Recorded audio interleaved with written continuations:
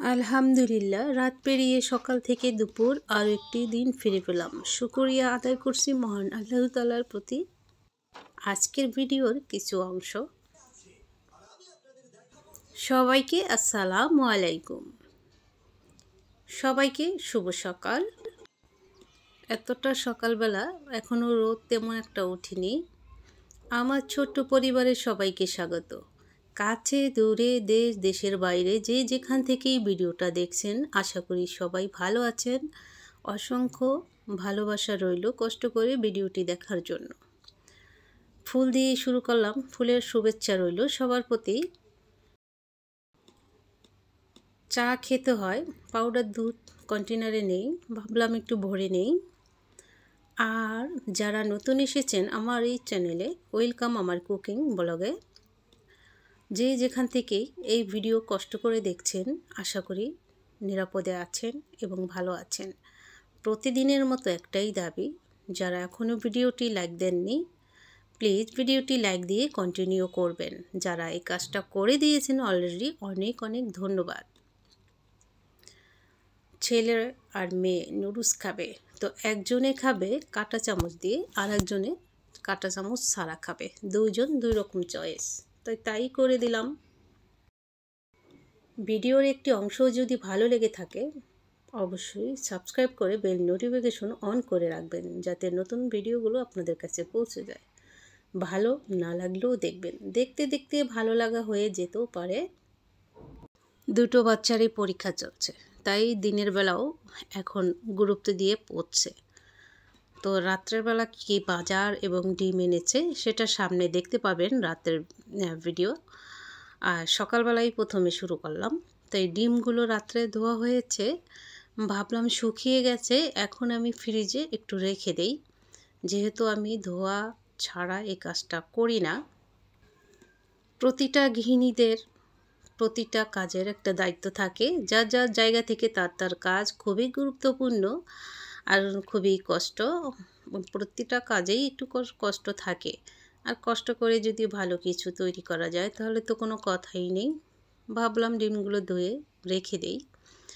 তো এইদিকে আসলাম, আবার কিছু কমলা এনেছে, ভাবলাম এখনই পলিথিন থেকে বের করি। কমলা বেশিক্ষণ থাকে না, পচে যায়, আর পলিথিনে থাকলে এমনি নষ্ট হয়। আর আনছে একটা প্যাকেট এই গোল্ড চা পাতার, টাটা গোল্ড। এটা আসলে খুবই ভালো।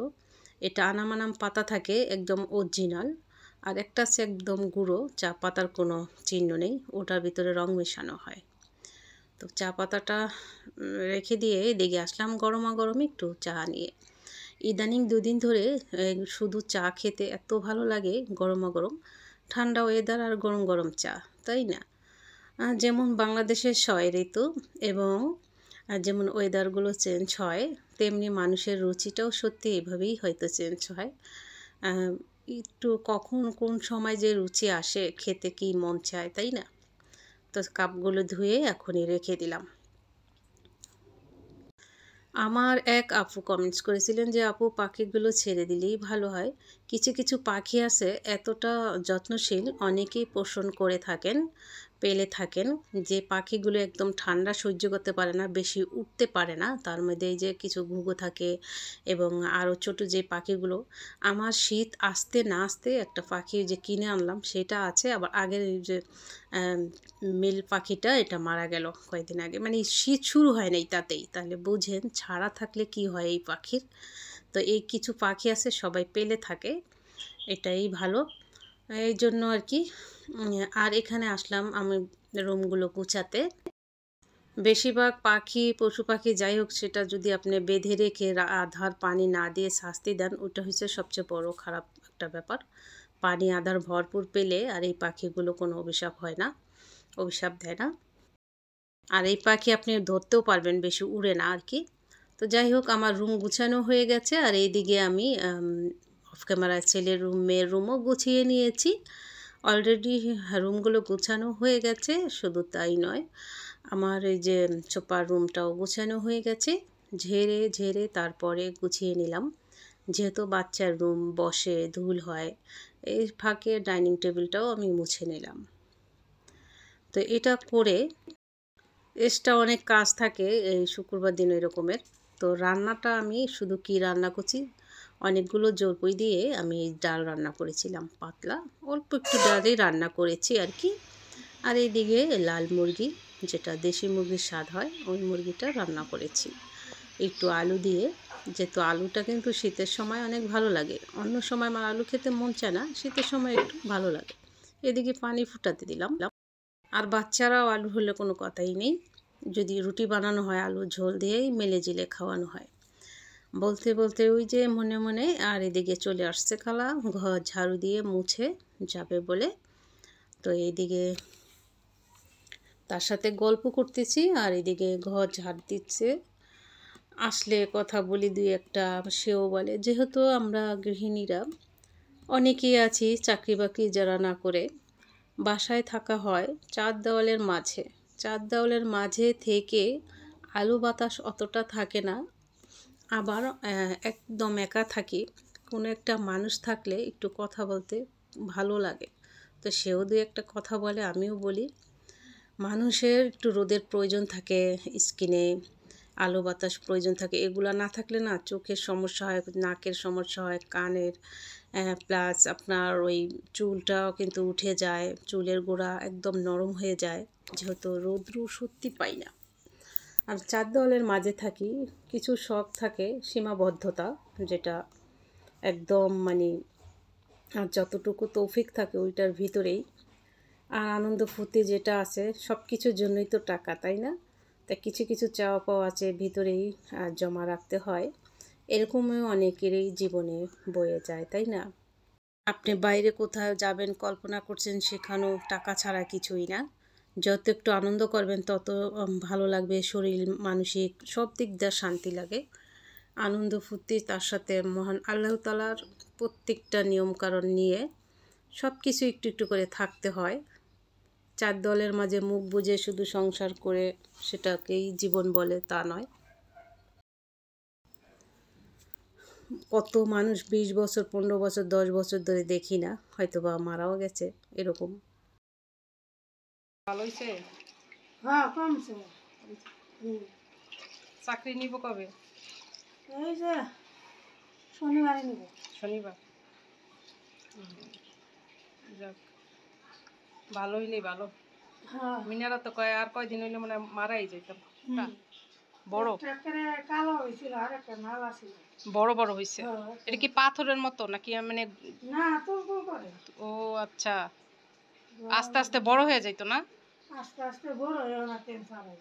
ও আচ্ছা। মমি সিং গেছে মিনারা বেড়াইতে? হ্যাঁ, তাই? ও কালকে 10টার সময় গেছে। তাই? হুম, মমি সিং না দূর আছে? আসবে কবে দূরেই আবার? তো। আজকে বলবো, কালকে গেছে। কি হয়? যেটা তো ভাই বউ। যেটা তো ভাইয়ের বউ। হুম, তাই? হ্যাঁ। তাই তো ভালোই। আর পাইলো না, না পাইলো কবে থাকবে। ওর হিসাব নাই যে ওর ওর যে গলায় যে ব্যথা, ওর এই জন্য যে ওষুধ দিছে এটা ওর হিসাব নাই। সারা তরকারি পাকিয়ে দেয়, মেশে পাকিয়ে দেবো তো। তাই যাইতে দিছেন কে? যাওয়ার না আছি, তাও গেছে। যেটা করে না যা। যাবার দেন নাই তারপরও গেছে। ঠিক মতো ওষুধ না খাই লইব। সব ঠিক আছে দেশের। ওষুধ পানি খায় যাও, রোগ বহুত আছে।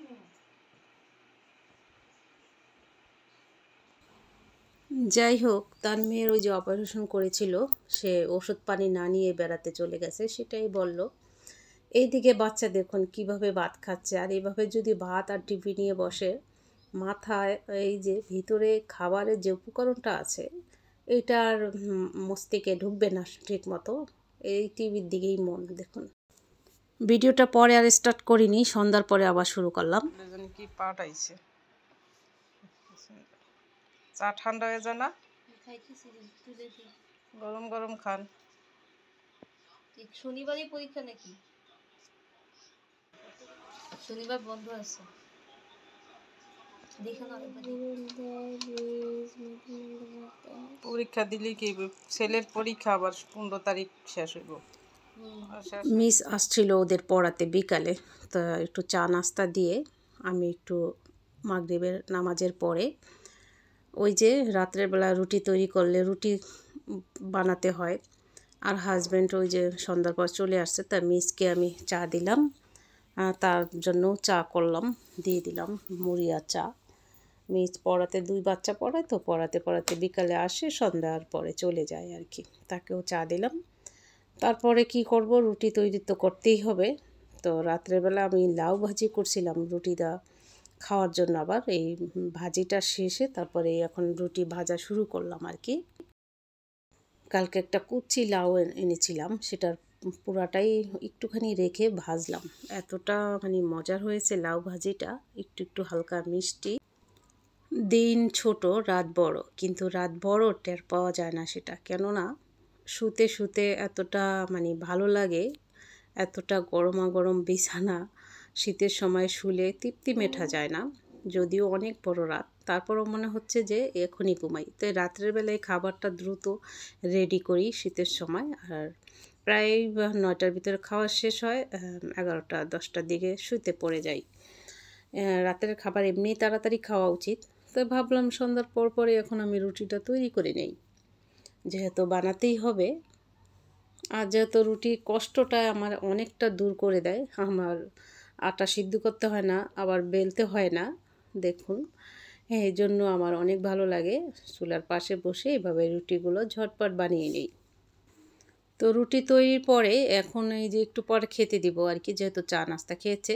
এই যে ডিমগুলো দেখলেন সকালবেলা ফ্রিজে রাখছি, এটা রাত্রের সময় এইগুলো ধুয়ে রাখছি, আর সকালে শুকিয়েছিল অপেক্ষা করে তারপরে সকালবেলা ফ্রিজে রাখলাম।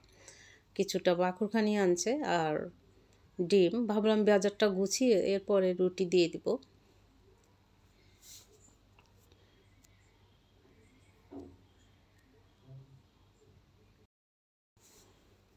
ডিমগুলো, আর এদিকে আনছে আপনার খেজুরের গুড়, আমাকে বলছে চেক করে দেখো।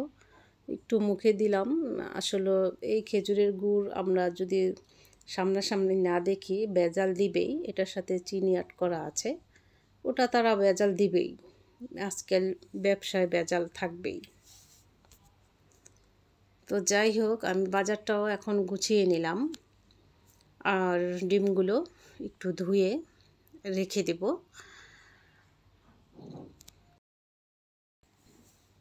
ভিডিওটা যদি ভালো লেগে থাকে তাহলে তো অবশ্যই ফ্রেন্ড সার্কেলদের মাঝে শেয়ার করে দিবেন, আর অবশ্যই স্কিপ না করে পুরো ভিডিওটা দেখবেন, আশা করি ভালো লাগবে। কারো না কারো ভিডিওতে আমাদের শেখার এবং দেখার এবং অভিজ্ঞতা অনেক কিছুই থাকে, তাই না? তো আমি তো সময় পেয়ে দেখতে না পারলেও মোবাইলটা আপুদের ভাইয়াদের ভিডিও ছেড়ে দেই, আমার কাজ আমি করতে থাকি, ভিডিওটা ছেড়ে দেই যাতে ফুল ওয়াচ হয়, উপকার অন্তত আসে। তো এই আর কি। তো এখন আমি ওই তো এশারের নামাজ শেষে এই যে বললাম লাউ ভাজি করেছিলাম, কিছু শসা কেটে নিলাম, আর রুটি দিয়ে দিব। রুটিটা খেয়ে এতটা তৃপ্তি পাই, সত্যি খুবই মজার হয় এই রুটি এভাবে তৈরি। আর সকালে বেশি করে অনেক সময় বানাই, সকালে থাকলে সেটা আবার ওভেনে একটু গরম করে দিই, একদম টাটকা লাগে, সফট। তো তারপরে যে দুধও এনেছিল বলতে মনে নেই, সেটাও এখন আমি গরম করে অনেকটা সময় ঘন করে নিয়ে চুলা মিডিয়াম একদম লো আছে দিয়ে একটা মোটা সর পরে তারপর বরকে দেই, বাচ্চারা খায়। তো এই যে এখন আমি দিয়ে দিব আর কি। আর এদিকে দেখতেছি দেওয়ার পরে ফিল্টারে পানি শেষ, পানিটাও ভরে দিলাম, ভরে যাবে, আর ফিল্টারটা রেডি করে রাখলাম। সবাই ভালো থাকবেন, আসসালামু আলাইকুম, আল্লাহ হাফেজ।